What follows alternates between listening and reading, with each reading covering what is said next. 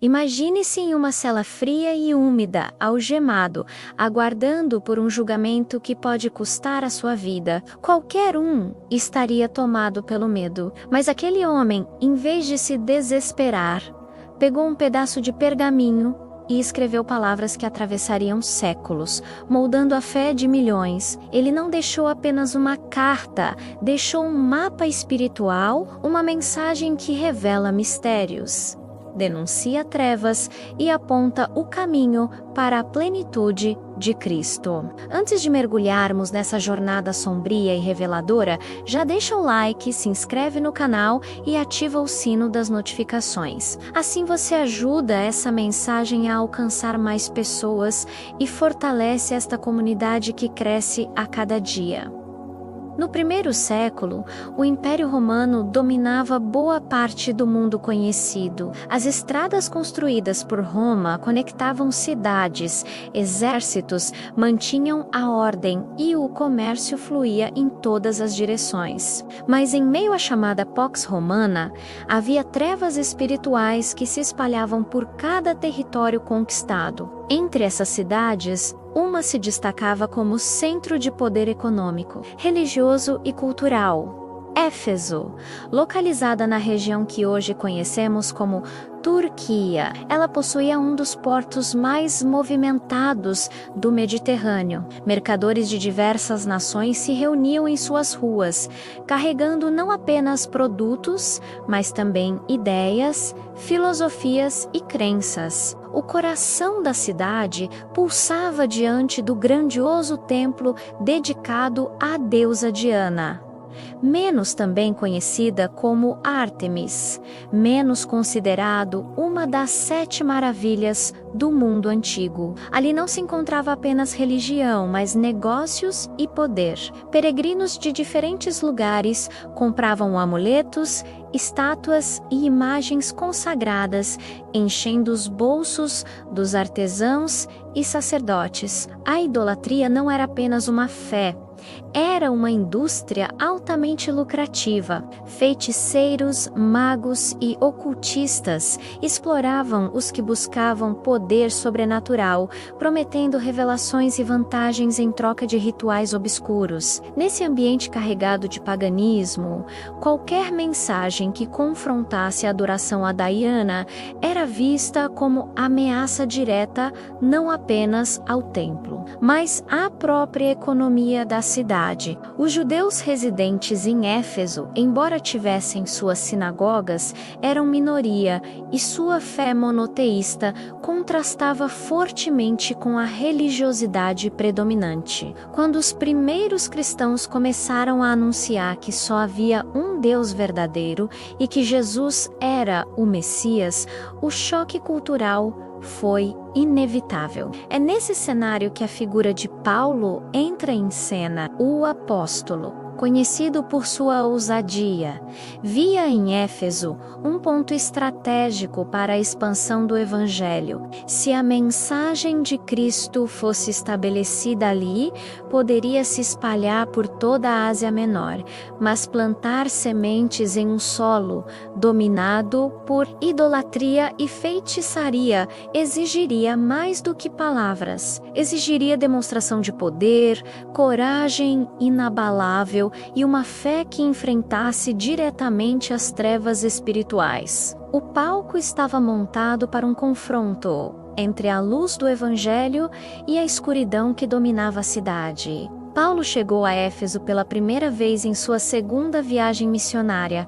acompanhado de Priscila e Áquila, um casal de judeus cristãos. Sua passagem foi breve, mas suficiente para despertar interesse na sinagoga judaica local. Os ouvintes pediram que ele permanecesse mais tempo, mas o apóstolo precisava seguir para Jerusalém. Antes de partir, deixou Priscila e Áquila encarregados de continuar o trabalho. Pouco depois, um pregador chamado Apolo chegou à cidade. Vindo de Alexandria, Era eloquente e fervoroso, mas seu entendimento estava limitado ao batismo de João Batista. Pregava com paixão, mas sem conhecer plenamente a obra redentora de Cristo. Foi então que Priscila e Aquilaú tomaram de lado e lhe explicaram com mais clareza o caminho do Senhor.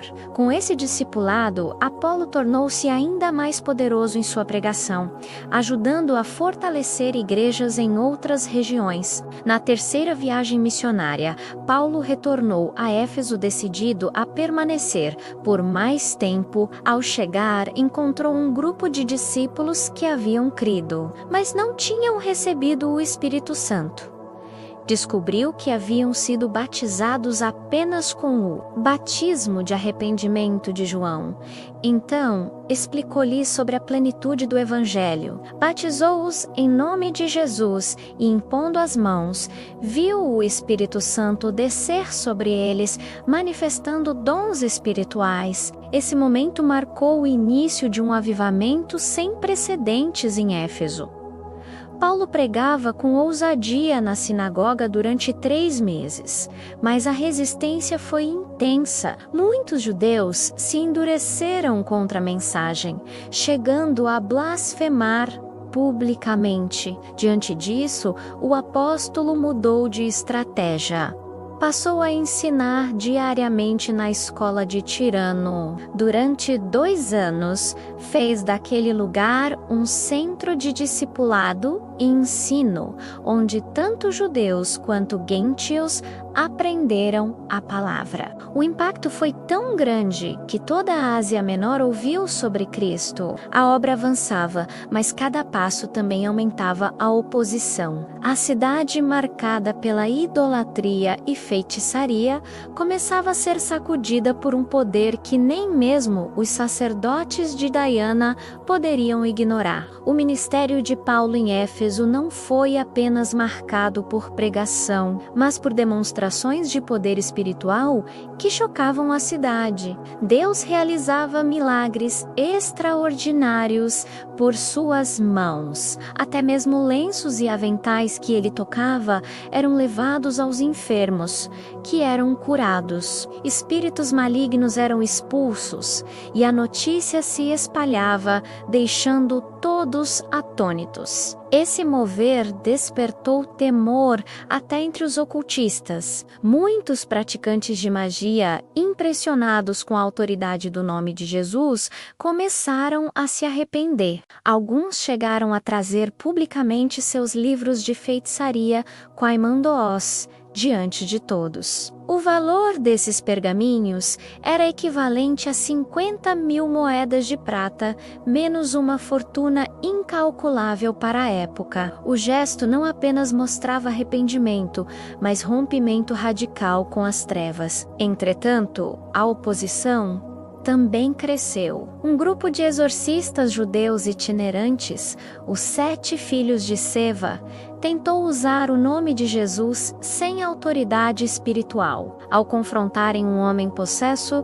ouviram do espírito maligno: "Conheço Jesus, sei quem é Paulo, mas vocês quem são?" O possesso então os atacou com violência, deixando-os feridos e humilhados. O episódio espalhou temor por toda a cidade, e muitos reconheceram que o nome de Jesus não era uma fórmula mágica, mas o poder real do Filho de Deus.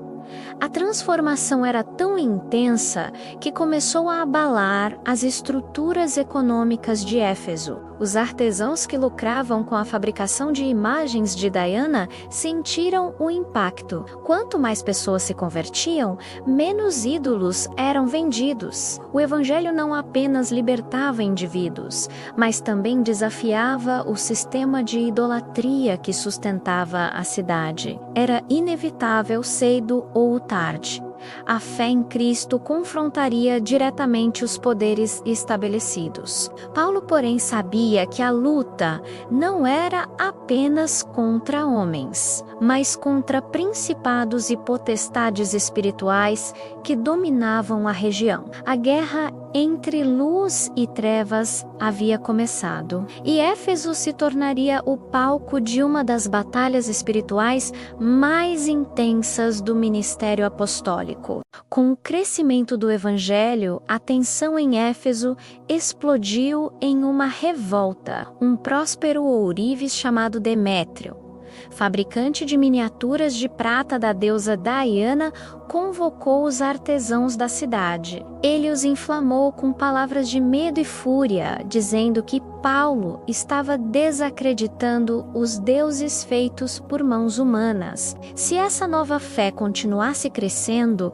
não apenas o templo perderia sua glória, mas eles também perderiam seu sustento. O discurso incendiou os corações daqueles homens. Logo a revolta se espalhou como fogo em palha seca. Uma multidão furiosa tomou as ruas gritando: "Grande é Diana dos Efésios!" O clamor ecoava pelas praças e arrastava ainda mais pessoas para a confusão. Os discípulos de Paulo Dio e Aristarco foram agarrados e levados à força para o imenso teatro da cidade, que comportava dezenas de milhares de pessoas. Dentro do anfiteatro, o caos reinava. Durante horas, a turba gritava em honra à deusa e em ódio aos cristãos. Paulo, corajoso como sempre, quis entrar para se dirigir à multidão, mas seus amigos o impediram, temendo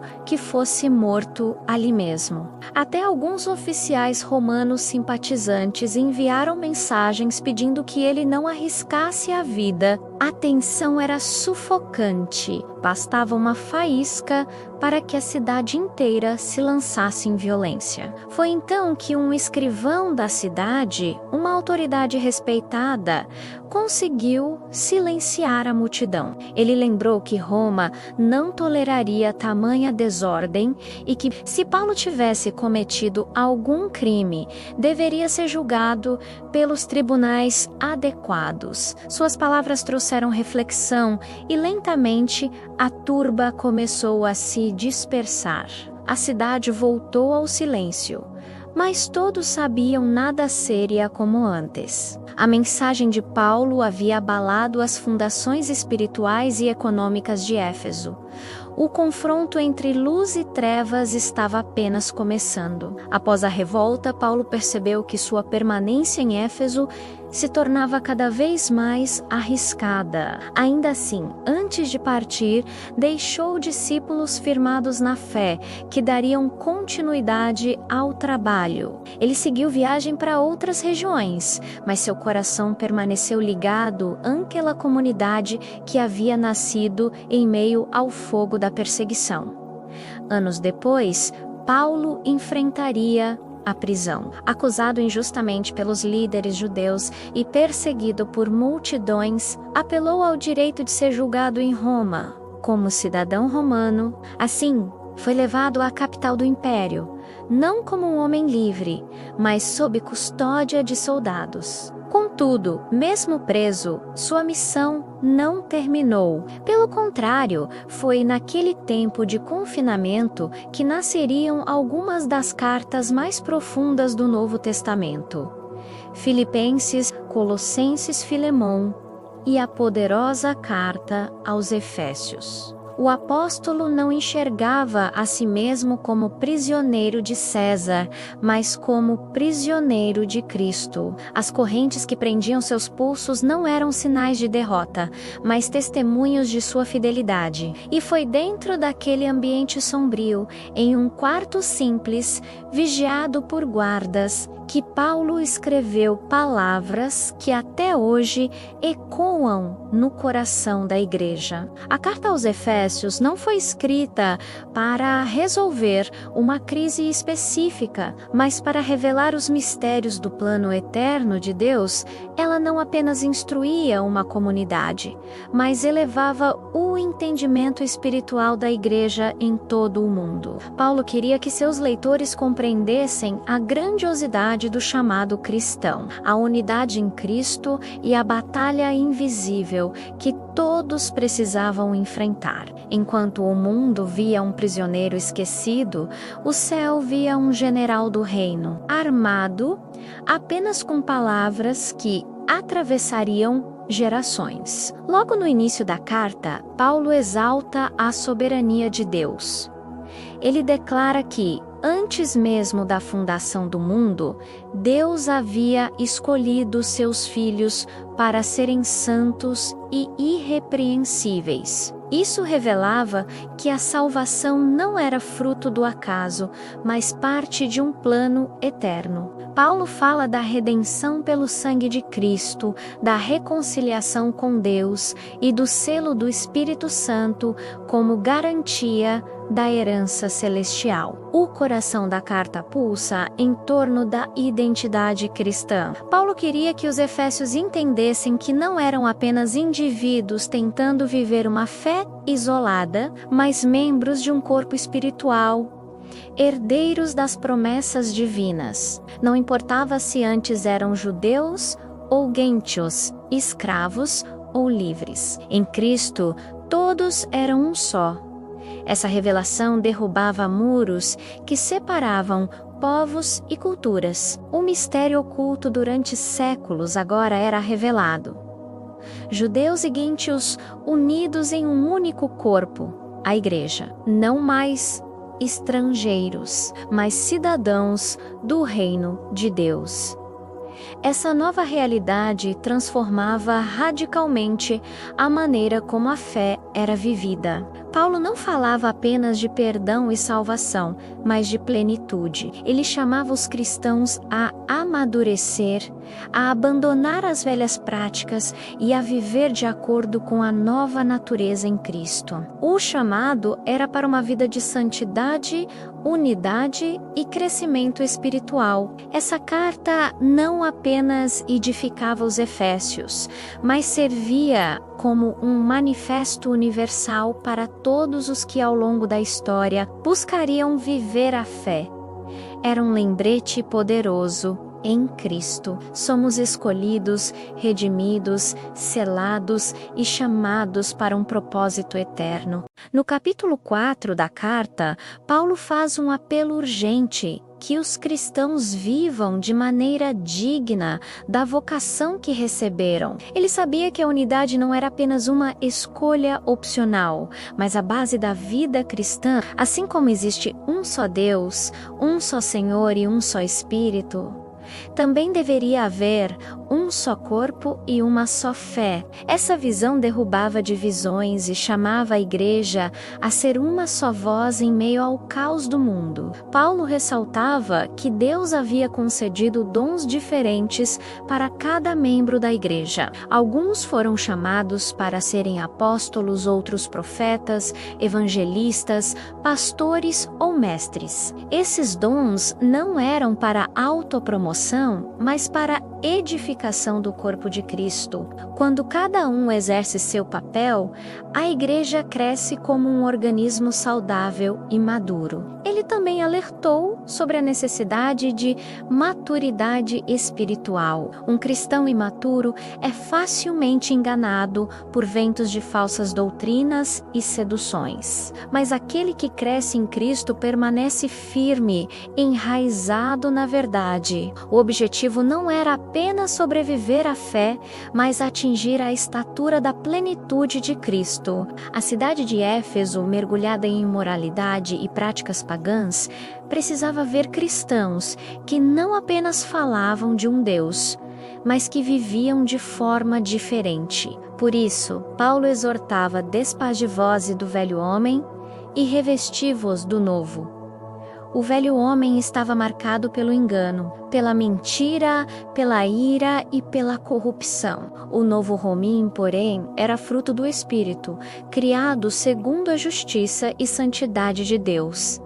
Essa mensagem não era apenas para os efésios, mas para todos os que buscam viver em meio a uma geração corrompida. Paulo não oferecia uma religião fria, mas uma transformação radical que deveria ser visível no caráter, nas palavras e nas ações. A vida Cristo, segundo Paulo, não era apenas sobre crer mas Sabra Garié. Ele revelou que a luta dos crentes não era contra carne e sangue, mas contra principados, potestades e forças espirituais da maldade espalhadas nos lugares celestiais. Essa declaração rasgava o véu e mostrava que por trás da perseguição, da idolatria e das falsas doutrinas havia um inimigo invisível, organizado e letal. Para vencer, era necessário vestir a armadura de Deus. Paulo descreveu cada peça como se fosse equipamento de um soldado em campo de batalha. O cinturão da verdade sustentava toda a armadura.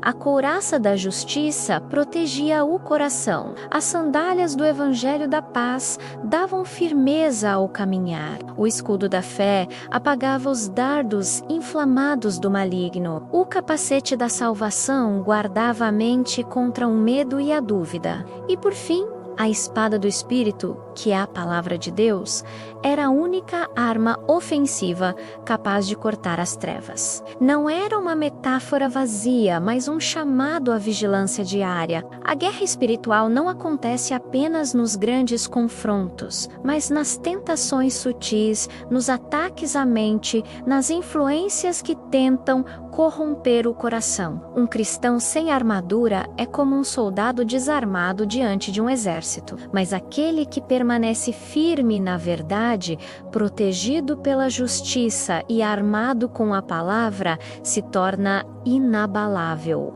Paulo queria que os efésios entendessem que não estavam sozinhos nessa batalha. O mesmo Deus que os havia escolhido também os havia equipado.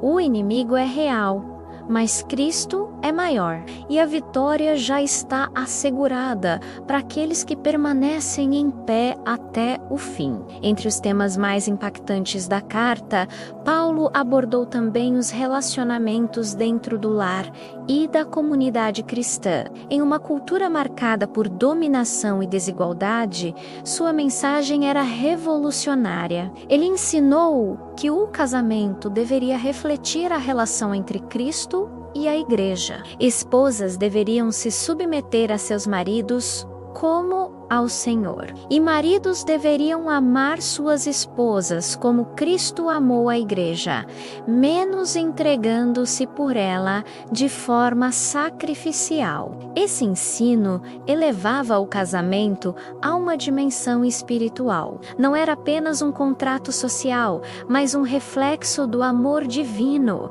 Paulo mostrou que a verdadeira liderança do homem não era feita de autoritarismo, mas de serviço. O marido deveria proteger, valorizar e guiar sua esposa espiritualmente. E a esposa, em resposta, deveria respeitar e apoiar seu marido. Quando esse padrão é vivido, o lar se torna um reflexo da graça e da unidade de Cristo. Paulo também falou sobre a relação entre pais e filhos. Exortou os filhos à obediência e os pais à responsabilidade de criar seus filhos no temor do Senhor, sem provocar a ira deles. Na mesma linha, abordou a questão da escravidão, comum naquela época. Em vez de incentivar rebelião, Paulo instruiu servos a servirem com sinceridade como ao próprio Cristo e ordenou que senhores tratassem seus servos com justiça, lembrando-se de que também tinham um Senhor nos céus. Esses ensinamentos desafiavam a estrutura social da época. Pela primeira vez, senhores e escravos, homens e mulheres, judeus e gentios eram lembrados de que diante de Deus todos são iguais. A carta aos Efésios, assim, não apenas transformava vidas individuais, mas começava a plantar sementes de revolução espiritual e social que ecoariam por séculos. A carta aos Efésios termina como um clamor à perseverança. Paulo, mesmo acorrentado, não pediu libertação. mas coragem. Ele suplicou que os cristãos se mantivessem firmes em oração, clamando em todo o tempo no Espírito, com súplicas constantes por todos os santos. A oração, para ele, era a respiração do soldado espiritual, o elo direto com o comandante do exército celestial. Sem oração, não há vitória. Sem vigilância, não há resistência. Ele pediu que orassem também por ele, não para que as correntes caíssem, mas para que tivesse ousadia de anunciar o mistério do Evangelho. Esse detalhe revela a verdadeira grandeza de Paulo. Sua preocupação não era consigo, mas com a missão. Enquanto muitos veriam apenas um prisioneiro, ele se via como embaixador de Cristo algemado, mas ainda em campo de batalha. O impacto dessa carta foi tão profundo que moldou gerações inteiras da igreja. Em Éfeso, a comunidade que nascera em meio à idolatria e perseguição se tornou uma base sólida do cristianismo primitivo. Décadas depois, Jesus enviaria uma mensagem direta àquela igreja, registrada no livro de Apocalipse. Ele elogiou sua perseverança contra falsos mestres e sua resistência à heresia, mas advertiu: tenho, porém, contra ti que abandonaste o teu primeiro amor. Apocalipse 2, 4. Essa advertência ecoa até hoje. Não basta conhecimento, não basta resistência, não basta atividade. Sem amor por Cristo, a fé se torna mecânica, fria e vazia. A carta aos Efésios nos chama a viver a plenitude de Cristo, uma fé marcada pela unidade, pelo amor, pela maturidade e pela vitória espiritual. Ela nos lembra que fomos escolhidos antes da fundação do mundo, selados com o Espírito Santo e convocados para resistir às trevas com a armadura de Deus. Do frio de uma prisão romana, nasceu uma mensagem que ainda aquece corações. Do silêncio de uma cela escura, brotou uma voz que nunca foi silenciada. Paulo mostrou que correntes não podem prender a verdade, que muros não podem conter a luz, que o Evangelho é poder de Deus para todo aquele que crê. E agora, essa mesma carta ecoa diante de você. A pergunta é: você está vivendo a plenitude de Cristo? Você veste diariamente a armadura de Deus? Você ainda guarda o seu primeiro amor? O tempo passa, mas o chamado continua vivo. Se essa mensagem falou com você, fortaleça esta obra. Se inscreva agora no canal, ative o sino das notificações, deixe o seu comentário e compartilhe este vídeo com alguém que precisa ouvir. Cada inscrição é como uma chama que mantém acesa essa luz em meio às trevas. Juntos, somos uma voz que não pode ser calada.